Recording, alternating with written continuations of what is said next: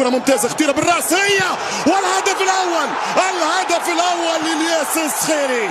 10 دقائق لعب في الشوط الأول، النسور تحلق تحت سماء الرباط وفوق أرضها. 1-0 إلياس الصخيري محترف لاينتراخت فرانكفورت بضربة راس من ركنية من كرة ثابتة.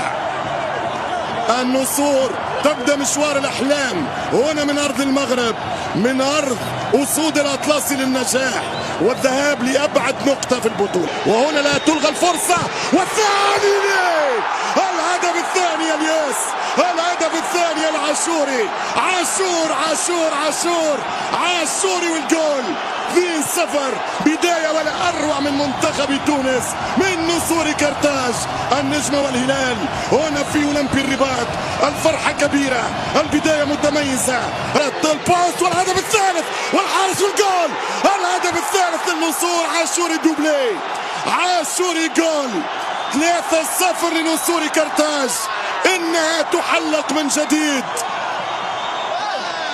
3-0 للفريق التونسي بذكريات الثنائيات، الدوبلي التاريخي للعاشوري.